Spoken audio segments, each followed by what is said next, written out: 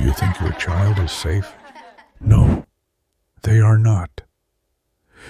Evil lurks where you least expect it, always watching, always waiting. Because some nightmares are real.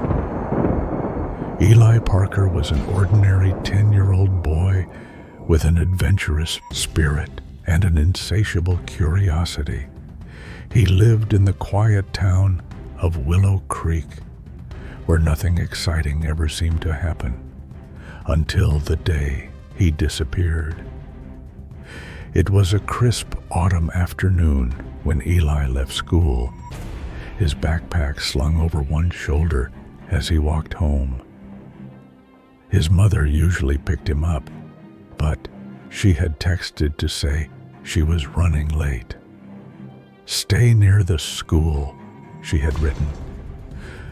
But Eli, being impatient, decided to take a shortcut through the woods. The trail was familiar, lined with towering trees and rustling leaves, but something felt different that day. The hairs on the back of his neck prickled as he walked, as if someone was watching him. Then he heard it, a car engine idling nearby. Before he could turn around, a rough hand clamped over his mouth. Darkness swallowed him. When Eli awoke, he was in a dimly lit room, the air thick with the scent of damp wood. His heart pounded as he realized his hands were tied.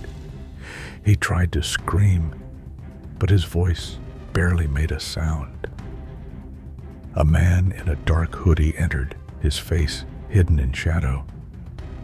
"Be quiet, and you won't get hurt," he warned. Eli swallowed his fear. He had read books about kids who got kidnapped, and one thing was clear: he had to stay calm and think. He scanned the room, a small window too high to reach, a locked door, and a dusty old chair. But then his eyes landed on something else, a rusty nail sticking out of the wooden floor.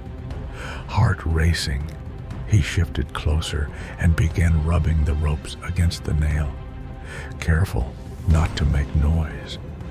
It felt like forever, but finally the rope snapped loose.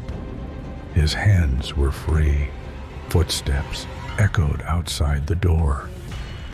Eli acted fast, grabbing the chair and positioning himself behind the door. The lock clicked. As soon as the man stepped in, Eli swung the chair with all his strength. The man groaned and stumbled, giving Eli just enough time to dash out of the room. The house was old and creaky. Eli didn't stop running, bursting through a back door and into the freezing night air. He ran until he saw headlights in the distance, a car. "Help!" he screamed, waving his arms. The car screeched to a stop, and to his relief, it was the police. His mother had reported him missing hours ago, and they had been searching everywhere. The officers arrested the kidnapper, and Eli, though shaken, was safe. That night, as his mother hugged him tightly, he realized one thing: he would never take a shortcut through the woods again, and neither would anyone else in Willow Creek, now that they knew what lurked in the shadows.